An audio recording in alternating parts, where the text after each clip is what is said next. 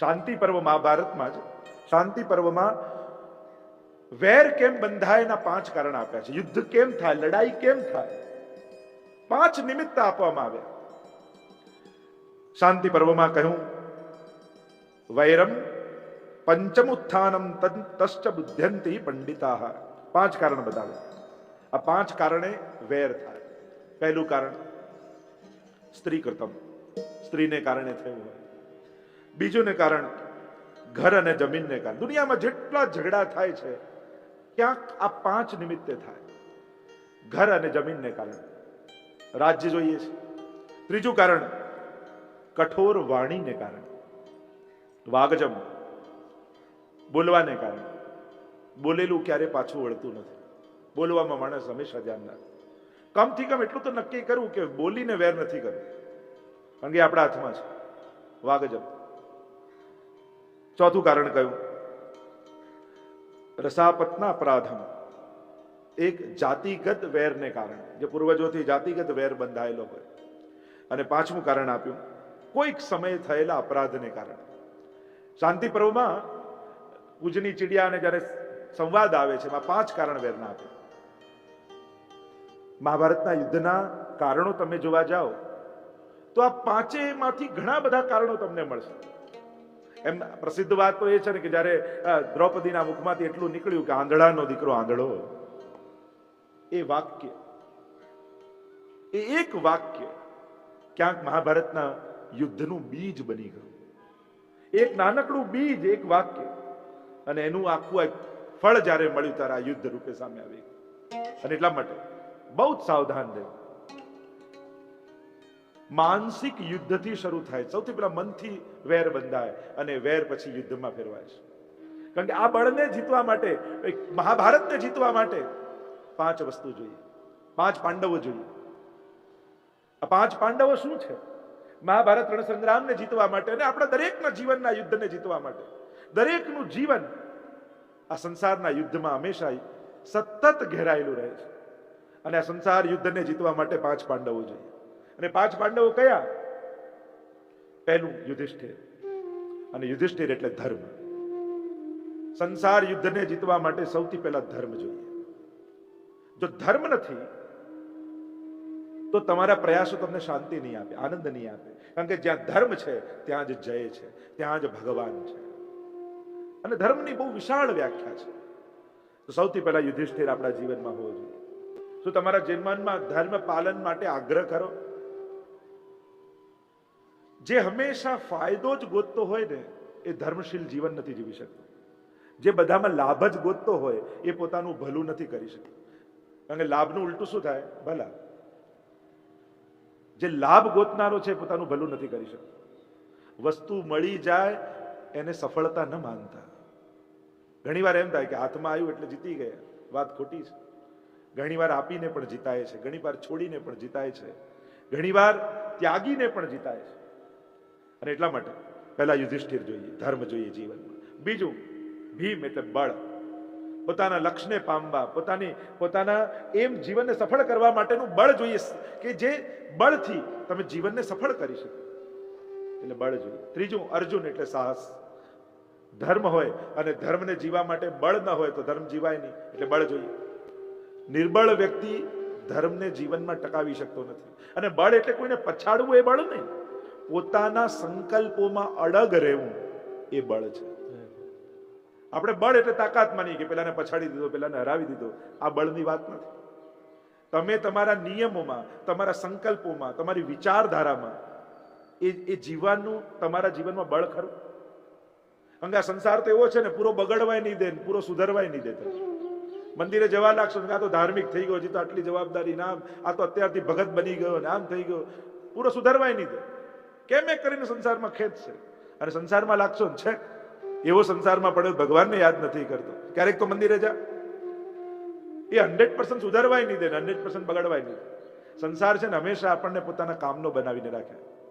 અને જે દિવસે તમે કામના ન રહો એ દિવસે સંસાર તમારો વિરોધ કરવા લાગે. અને એટલા માટે જીવનમાં કેટલાક આદર્શો હોવા જોઈએ, કેટલાક નિયમો આપણે જ આપણા માટે નક્કી કરવાના.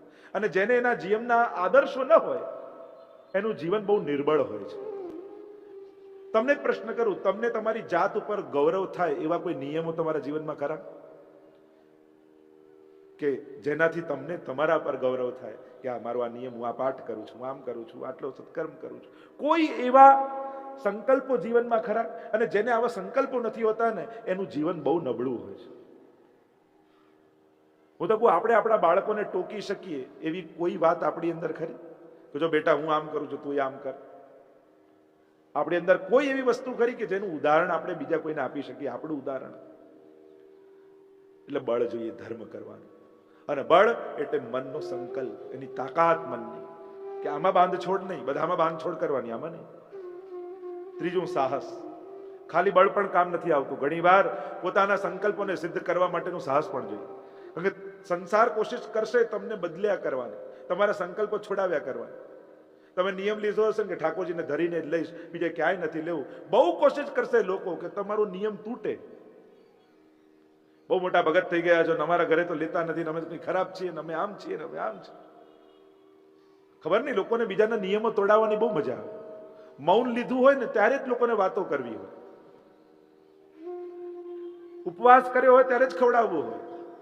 અરે અડધી દુનિયા ભૂખે મરે છે, ખવડાવવું હોય તો એને ખવડાવો, પણ એમને ખવડાવવામાં જરાય રસ નથી. આપણને તો રસ એને છે કે જેણે નિયમ લીધો છે કે બહારનું નહીં લઉં, ઠાકોરજીને ધરીને લઈશ, આપણને તો એનો જ નિયમ તોડાવીને મજા આવે. જો ક્યાંય નથી લેતા, મારા ઘરે તો લે જ. હવે આમાં કયો ઈગો સંતોષ થઈ ગયો? ક્યારેક કોઈના પણ ધાર્મિક નિયમો, સંકલ્પો તોડાવતા નહીં. કોઈ એની સાધના કરે છે, કોઈ એના સંકલ્પોમાં જીવે છે, કોઈ એના નિયમોને પાળી રહ્યો છે. આ બહુ મોટી વાત છે, બહુ મહાન વાત છે. એનો રિસ્પેક્ટ કરવો જોઈએ એ વાતનો. એની વાતની આપણે નિંદા કરીએ છીએ. વિચાર કરો, સમાજમાં આટલી મેચ્યોરિટી નહીં કે જે ધર્મ જીવતો હોય એને જીવવા દઈએ, એને મદદ કરીએ. તો સાહસ જોઈશે. તમારે તમારું આદર્શ જીવન જીવવું હોય તો એનું સાહસ કરવું પડે. અર્જુન જોઈએ તો પહેલા ધર્મ, પછી બળ, પછી અર્જુન, પછી સદેવ એટલે બુદ્ધિ. બુદ્ધિ જોઈશે. સમાધાન એમને એમ નહીં નીકળે. ભક્તે ચતુર પણ હોવું જોઈએ. અને ચતુરાઈ એટલે કોઈનું આપણે હોશિયારી છે ને સમજીએ કે બીજાનું લઈ લે, બીજાનું ઝૂંટવી લે, બીજાનું છીનવી લે, બીજાનું આઈડિયાથી પડાવી લે. આ બહુ હોશિયાર છે. હોશિયારી એને જ સમજીએ છે કે જે બીજાનું છીનવામાં કામ લાગતી. ના, સાચી ચતુરાઈ, ચતુરાઈ તાકી ભલી. આપણે ત્યાં તો અનેક દાસ પરમાનંદ સોઈ ચતુર જો હરિસન્મુખ ધાઈ. જે સંસારમાંથી રસ્તો કાઢી અને પ્રભુનું ભજન કરી લે, એ જ સાચો હોશિયાર વ્યક્તિ છે.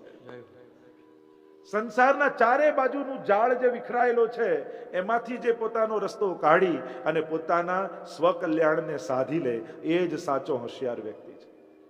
એટલે ચતુરાઈ એટલે સંસારમાં જે પડાવે એ ચતુર નહીં. આપણે તો એને હોશિયાર. પ્રેક્ટિકલ કોને કહીએ? કે ત્યારે બધું ગોઠવાયેલું હોય ત્યારે કરે, ત્યારે ઈચ્છા ન હોય ત્યારે ન કરે. આ બહુ પ્રેક્ટિકલ માણસ છે. કારણ કે આપણે તો બહુ પ્રેક્ટિકલ એટલે આપણું મૂડ હોય ત્યારે કરવાનું, મૂડ ના હોય ત્યારે ના કરી લેવાનું. એને પ્રેક્ટિકલ કહીએ. અને એટલા માટે ચતુરાઈ, હોશિયાર વ્યક્તિ. સૌથી મૂર્ખ એ છે કે ગમે તેટલો હોશિયાર ને ભણેલો હોય છતાંય જે પ્રભુની ભક્તિ નથી કરી શકતો, જે સ્વનું કલ્યાણ નથી સાધી શકતો, એના કરતા મોટો મૂર્ખ કોણ હોઈ શકે? માનવ દેહ મળવા છતાંય જે સ્વ કલ્યાણ ન સાધી શકે, એનાથી મોટો અભૂત કોણ હોઈ શકે? અને એટલા માટે સહદેવ ચતુરાઈ, નકુલ અને નકુલ એટલે સૌંદર્ય. જીવનમાં સૌંદર્ય, બધી જ હોશિયારી હોય પણ સુંદરતા જેના જીવનમાં ન હોય એનું જીવન બહુ નીરસ હોય છે. સાત્વિક થવું એટલે નીરસ થવું નથી થતું.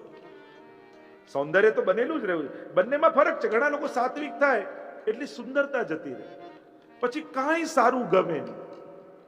એટલે ભક્ત સાત્વિક હોય પણ નીરસ તો ના જ હોય. આ બંનેમાં ફરક છે. એવું કે ભક્ત એટલે એને બધું મેલું ગમે, જૂનું ગમે, ગંદુ ગમે, એ જ ભક્ત. આપણે તો કહેતા જેનો કરવો કાળો એ મરજાદી હારો. ક્યારે કરવો ધુએ નહીં એ સૌથી સારો મરજાદી કહેવાય કે હા બહુ માકા મરજાદી લાગે. તો આવું ના, એને સુઘડતા હોય, સુંદરતા હોય, સ્વચ્છતા હોય. અમારા પિતાશ્રીને જુઓ કેટલું બધું, બધામાં પરફેક્શન એમને જોઈએ. હમણાં જ આવતા હતા ને સહેજ ક્યાંક ખાડો ખોદાયેલો તો પૂછ્યું આ કેમ છે?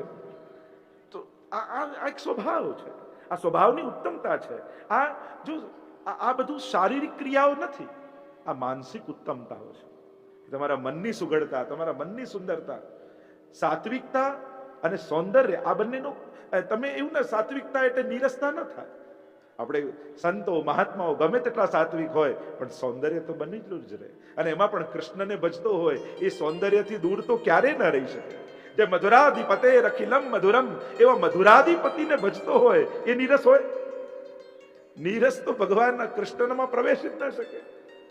અહીંયા તો દરેક કલાઓમાં જેના, કારણ કે પુષ્ટિ પુરુષોત્તમ તો કે સેવ્ય માનમ કલાનિધિ, અહીંયા તો કલાનિધિને ભજવાની વાત છે. એટલે સર્વ કલાઓમાં જે નિપુણ હોય એ જ કૃષ્ણનો ભક્ત હોઈ શકે. અને એટલા માટે નકુલ એટલે સૌંદર્ય. આ 5 વસ્તુ જીવનમાં પ્રવેશે ને ત્યારે જ સંસારનું યુદ્ધ માણસ જીતી શકે છે. અને અહીંયા દુર્યોધન જુએ છે કે ભીષ્મજી દ્વારા સેવાયેલી રક્ષાયેલી સેના એને લિમિટેડ, સીમિત લાગે છે, કારણ કે મનનો ભય છે. અને ભીમ દ્વારા રક્ષાયેલી સેવા કે સેના એને પર્યાપ્ત લાગે છે. આગળ કહ્યું 12મા શ્લોકમાં હવે યુદ્ધની શરૂઆત થઈ રહી છે. અને યુદ્ધની શરૂઆત મેં પેલા કહ્યું રાસની શરૂઆત વેણુનાથથી થઈ ભાગવતજીમાં, અને આ રણની શરૂઆત, યુદ્ધની શરૂઆત શંખનાદથી થઈ. અને એનું વર્ણન કરતા 12મા શ્લોકમાં કહ્યું, અને કૌરવોમાં જે મહાન અને વૃદ્ધ એવા ભીષ્મજીએ દુર્યોધનના હૃદયને આનંદ જગાવવા માટે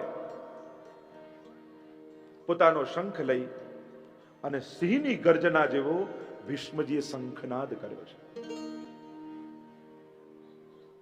યુદ્ધની શરૂઆત, અને દરેકના પોતાના શંખ છે, વિશિષ્ટ પ્રકારના દરેકનો અવાજ છે. અને એ અવાજ પરથી જાણી જવાય કે આ યોદ્ધાએ, આ શૂરવીરે શંખનાદ કર્યો છે. અને શંખનાદ એટલે આહ્વાન, હવે અમે તૈયાર છીએ, બસ ધ્વજા ફરકે યુદ્ધની, કે હવે યુદ્ધ કરવાનું છે, ઘોષણા થાય ને તૂટી પડી. અને દુર્યોધન તત્પર થઈ, યુયુત્સવ છે ને યુદ્ધની ઈચ્છા વાળો, ક્યારે શરૂ થાય, ક્યારે શરૂ થાય. અને એ તત્પરતા છે. અને જાણે એના હૃદયને આનંદ જગાવતા ભીષ્મજીએ શંખનાદ કર્યો. અને કેવો સિંહની ગર્જના જેવો, જાણે સિંહે ગર્જના કરી હોય એવો શંખ વાગ્યો. અને માણ્યો બધા જ એ ગર્જના સાંભળીને તૈયાર થઈ ગયા કે બસ હવે યુદ્ધ શરૂ થવાની ક્ષણો બાકી છે. અને હવે બધા જ પોતપોતાના શંખો વગાડે છે. હવે પ્રભુએ પણ પોતાનો પાંચજન્ય શંખ લીધો. અને વર્ણન કરતા 15મા શ્લોકમાં કહ્યું, ભગવાન સારથી છે, અર્જુન રથી છે. અને ભગવાન હવે પોતાનું પાંચજન્ય શંખ, પંચજન અસુરને મારીને જે શંખ પરમાત્મા લાવેલા એની પણ કથા છે. દરેકના શંખ એને કઈ રીતે પ્રાપ્ત થયા એની પણ બધી કથાઓ છે, કે આ બધાને શંખો ક્યાંથી મળ્યા, એનો અવાજ કેવો છે. અને પાંચજન્યમ ઋષિકેશુ, ઋષિકેશ એવા પ્રભુ, ઋષિક એટલે ઇન્દ્રિયો, અને એના ઈશ એટલે ઋષિકેશ. ઇન્દ્રિયો વિજેતા જે છે એવા પ્રભુ, ઇન્દ્રિય જીત જે છે. જો દરેક જગ્યાએ પ્રભુના અને અર્જુનના જે નામ સંબોધનો કર્યા છે ને એ પણ બહુ જ વિચારણીય છે. એના પર ઘણી બધી ચર્ચાઓ થઈ શકે એમ છે કે જ્યારે જ્યારે પ્રભુને જુદા જુદા નામોથી અને ભગવાન અર્જુનને જુદા જુદા સંબોધનો કરે છે એના પણ ગૂઢ અર્થઘટન છે.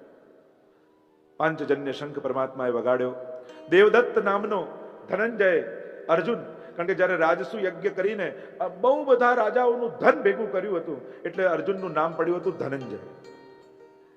અને એટલે કે સંકેત કર્યો છે અહીંયા ધનંજય એટલે કે રાજસુ યજ્ઞ સમયે અનેક રાજાઓને અર્જુન જીતેલો છે. એટલે કે પૂર્વકાળમાં આ બધા યુદ્ધો કરી ચૂકેલો છે. આ કોઈ અર્જુનનું પહેલું યુદ્ધ નથી, યુદ્ધનો અનુભવી છે અર્જુન.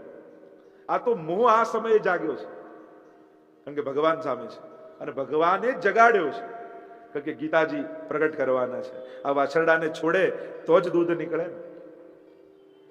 દેવદત્ત નામનો શંખ અર્જુને વગાડ્યો. પૌંડક નામનો ભીમે શંખ વગાડ્યો છે. ભયાનક કર્મો કરનારા એવા ભીમે આ પૌંડક નામનો શંખ વગાડ્યો. અને હવે તો શંખનાદ થયા, ચારે બાજુ બધા પોતપોતાના શંખોને વગાડવા લાગ્યા છે. એક પછી એક બધાના શંખનાદના વર્ણન આવ્યા. કોણ કોણ ઊભું છે અને કઈ કઈ રીતે તૈયારી છે એ વાત કરતા હવે અર્જુન જ્યારે જુએ છે ચારે બાજુ સેનાને અને પોતાના સારથી બનેલા ભગવાનને આજ્ઞા કરે છે, સેનયોર ઉભયોર મધ્યે રથમ સ્થાપય મેચ્યુત. હે અચ્યુત, પ્રભુને સંબોધન કર્યું, જેનો ક્યારે ચ્યુત ન થાય, જેનો ક્યારે નાશ ન થાય એવા હે પરમાત્મા. ત્યાં જ સંબોધન કરીને સંકેત કરે છે અર્જુન, આપ મારા સારથી છો અને આપ કેવા છો? અચ્યુત, જેનો ક્યારે નાશ નથી. એટલે મને ભરોસો છે કે ક્યારે પાંડવોનો હાર થવાની નથી, પાંડવોનો નાશ થવાનો નથી. કારણ કે જેનો રથ ચલાવનારો જ અચ્યુત હોય, જે અવિનાશી હોય, એનો નાશ કોણ કરી શકવાનું છે? પ્રભુ, સેનયોર ઉભયોર મધ્યે રથમ સ્થાપય મેચ્યુત. બંને સેનાઓની મધ્યમાં મારો રથ લઈ જાઓ. અને પ્રભુ રથની લગામ ખેંચે છે. લગામ ખેંચી બંને સેનાઓની મધ્યમાં શંખ વાગી ગયા છે. તમે ગીતાજીનો સ્થાન અને સમય જુઓ, કેવા સ્થાનમાં. આ વિશ્વનો આ એકમાત્ર ગ્રંથ એવો છે કે જે યુદ્ધના મેદાનમાં ઉપદેશ અપાય છે. દુનિયાનું સૌથી મોટું તત્વ જ્ઞાન આ રણની ભૂમિમાં છે. રથની લગામ ખેંચી પ્રભુ રથને બંને સેનાઓની મધ્યમાં લાવીને ઉભા રાખ્યા. ઉભો રહ્યો રથ. અને 23મા શ્લોકમાં वर्णन करता कहूं, और अर्जुन कहने लगा परमात्मा को, धातराष्ट्र ये दुर्योधन की सेना में उसकी जो जो लोग सहायता करने आए हैं, उनके पक्ष में लड़ने आए हैं, उन सबको मैं देखना चाहता हूं. मारे कोने कोने मारवाना છે એકવાર જોઈ લો. એટલે મારી દ્રષ્ટિકોણ સ્પષ્ટ થઈ જાય કે આ બધા યોદ્ધાઓને મારે પાડવાના છે. એક મદ છે, એક લડવાનો જોશ અર્જુનના મનમાં છે.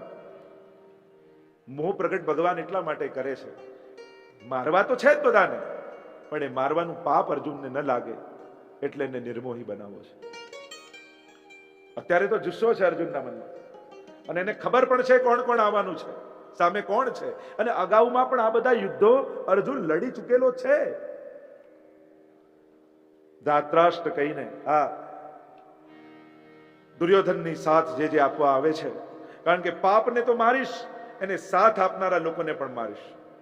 જે જે લોકો અધર્મના પક્ષે ઉભા છે એ બધાને જોઈ લઈશ. કોણ કોણ સામે છે હું જોવા માંગુ છું. સંજય બોલ્યો, હે ધૃતરાષ્ટ્ર, હે ધૃતરાષ્ટ્ર. ગુડાકેશ અર્જુન દ્વારા કહેવાયેલા વચનોને સાંભળી પરમાત્માએ રથને લઈ અને બંને સેનાઓની મધ્યમાં, જ્યારે અર્જુને કહ્યું પ્રભુ તો સારથી છે, રથીની આજ્ઞાનું પાલન કરવાનું છે, ત્યારે પ્રભુ સલાહ આપતા નથી. જો પ્રભુ બોલવાનું ત્યારે જ શરૂ કરશે જ્યારે અર્જુન શિષ્ય બની જશે, પોતાનું રથી, પોતાનું માલિકપણું છોડશે. અત્યારે તો અર્જુન માલિક છે, રથી છે, અને જેમ સારથીને ઓર્ડર કરે રથી, એમ સારથીએ કરવાનું હોય. એટલે પ્રભુ અત્યારે એમ નથી કહેતા કે વચ્ચે ન જઈશ, આ બધાને ન જોઈશ, તને મોહ જાગી જશે, તારા મનમાં ખોટા વિચારો આવશે, તારે તો લડવાનું જ છે. હમણાં ઉપદેશ શરૂ નથી કર્યો, નહીં તો પ્રભુ ચાહે તો શરૂ કરી શકે. અત્યારે તો આજ્ઞા પાડવાની છે, કારણ કે પ્રભુ જે જવાબદારી લે, જે પાત્ર ભજવે, એને સંપૂર્ણ રૂપે ભજવે છે. અને એટલે તો કુંતાજી સ્તુતિમાં કહે છે કે પ્રભુ જ્યારે આપ આપની આ નાટક જે આપ કરો છો ને, માયા જવની કા છન્નમ, આ માયાનું આવરણ કરીને મનુષ્ય જેવું જ્યારે આપ આખી લીલા કરો છો ને, ત્યારે અમારા જેવા મુગ્ધ લોકો એને સાચું માની લે છે. અમે આપને સાધારણ મનુષ્ય માની લઈએ છીએ. આપની માયામાં મોહિત અમે થઈ જઈએ છીએ, આપને જાણી શકતા નથી. અને જ્યાં આ વાત કરી, અર્જુને તો શું કહ્યું હતું, મારે યોદ્ધાઓ સામે સામે જે જે દુર્યોધનના પક્ષે ઉભા છે એમને જોવા છે. પણ પ્રભુ રથની લગામ ખેંચીને ક્યાં લઈ ગયા? ભીષ્મ દ્રોણ પ્રમુખતઃ, કે જ્યાં સેનાઓની મધ્યમાં ભીષ્મજી અને દ્રોણાચાર્ય તેમજ સમસ્ત રાજાઓની સામે આ રથને લાવીને ભગવાને ઉભા રાખ્યા અને કહ્યું, હે પાર્થ, યુદ્ધ માટે એકઠા થયેલા આ સર્વ કૌરવોને તું જો, જે તારી સામે લડવાના છે. રથ ક્યાં રાખ્યો? દ્રોણ અને ભીષ્મજી, આ બંનેની સામે. કારણ કે અર્જુનને આ બંનેને જોઈને જ મોહ જાગવાનું છે. જે દ્રોણાચાર્ય પોતાના પુત્રને જે વિદ્યા નથી શીખવાડી, એ સમગ્ર વિદ્યા અર્જુનને શીખવાડી છે. કેટલો પક્ષપાત દ્રોણાચાર્યને અર્જુન માટે છે. એકલવ્યની વાતમાં તમે જુઓ તો અંગુષ્ઠ માંગી લીધો, કારણ અર્જુન જેવો ન થઈ જાય, અર્જુનથી વધી ન જાય, એટલો બધો પક્ષપાત દ્રોણાચાર્યનો છે.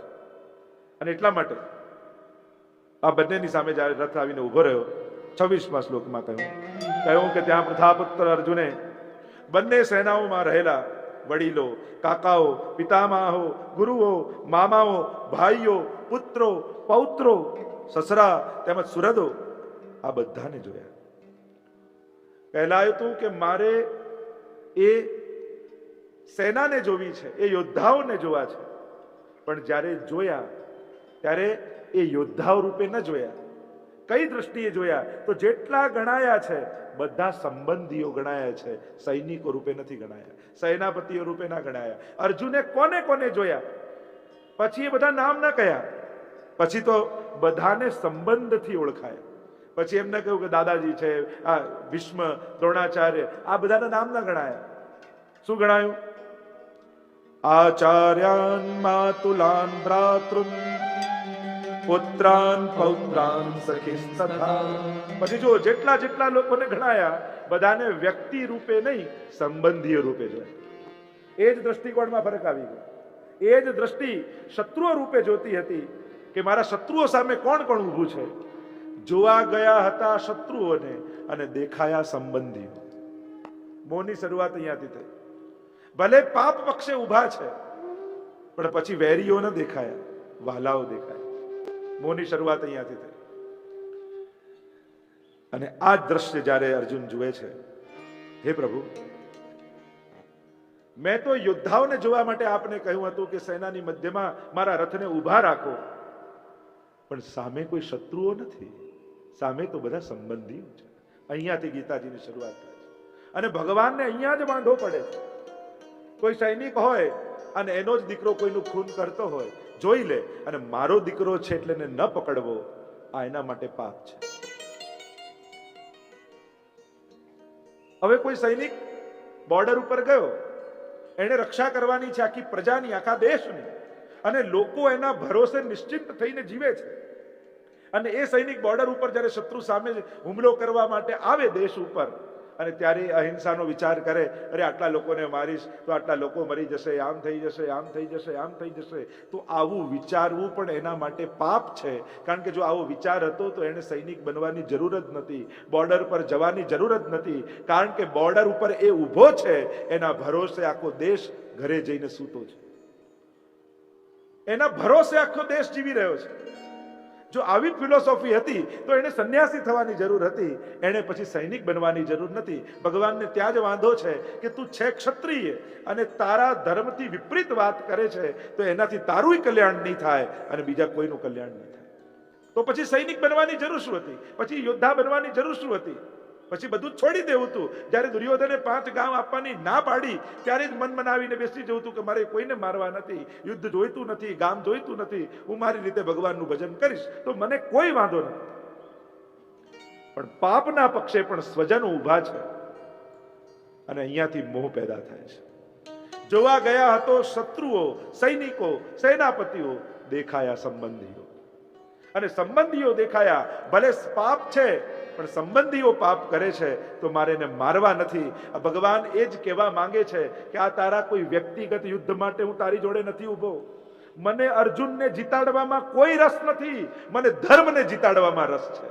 એટલે તારા રડવામાં અને તારા હસવામાં મને કોઈ રસ નથી, મને એમાં કોઈ ઇન્ટરેસ્ટ નથી કે અર્જુન જીતશે ને એને રાજ્ય મળશે, આ પાંડવો જીતશે ને એને રાજ્ય મળશે. તું એમ માનતો હોય કે તને જીતાડવા અહીંયા ઊભો છું તો એ તારી સૌથી મોટી ભૂલ છે. હું ધર્મને જીતાડવા તારા પક્ષે છું.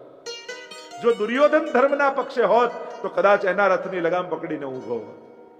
હું હંમેશા ધર્મના પક્ષે હોત.